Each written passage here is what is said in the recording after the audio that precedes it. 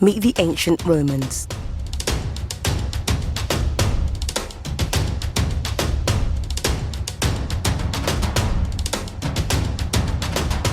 Welcome to ancient Rome. The Roman Empire began in, Rome. It was one of the greatest the world had ever seen. For nearly 500 years, a huge chunk of Europe was ruled by the emperors of Rome, who led mighty armies in their quest for even more power. The Romans gave us canals and straight roads, but they also gave us gladiators, baths, and shopping centers. What made Rome so great? What did gladiators do? Why did everyone wear sandals? Let's explore from the beginning. The birth of Rome. The Romans had a myth, or story, about how their city began. Gather round, everyone. 1. Romulus and Remus, sons of the god Mars, were babies when their evil uncle left them to drown in the river Tiber. 2.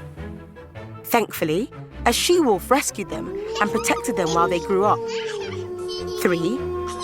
When they were older, Romulus and Remus took revenge on their horrid uncle and killed him. 4. When that was done, they decided to start a new city, but couldn't agree on where to put it. 5. The brothers looked for a sign from the gods to see which of them had the best plan, but that didn't work either. 6. They argued constantly, and one day got into a fight after Remus made fun of Romulus. 7. Remus was killed in the fight, so Romulus got his way and built the new city overlooking the Tiber. He then modestly named the new place after himself. Way to go, Romulus. Bad luck, Remus. The Roman Empire. At first, Rome was ruled by kings, but it later became a republic, which meant no one person was in charge. Instead, a group of rich men called senators ran the empire and made all the decisions. The senators were greedy and wanted more power and money. I want money. Tired of answering to other states, they started fights that lasted hundreds of years. Not good news for the people of Rome. Go out and make us richer. But fighting hurts. Rome's greatest rival was Carthage in North Africa. The battles between them lasted for almost 20 years. In 218 BC, the fearsome general Hannibal led a huge army and 37 elephants to attack. But Rome was too tough, and Carthage was defeated and burned. Rome went on to defeat other powerful states, growing bigger, richer, and stronger. But as they won more battles, the senators started to fight amongst themselves. It would be their downfall in the end.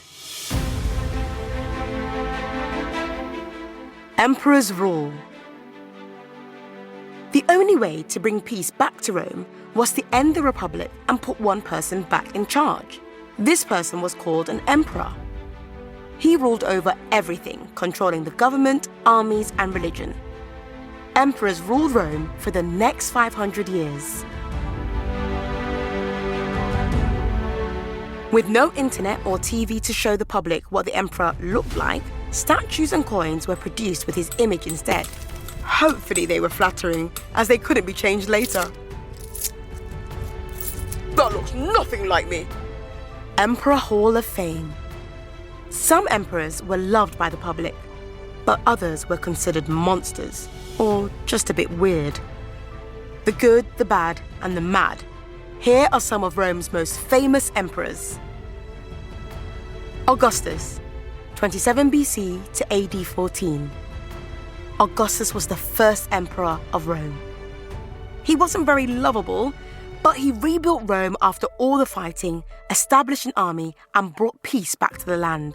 What a guy.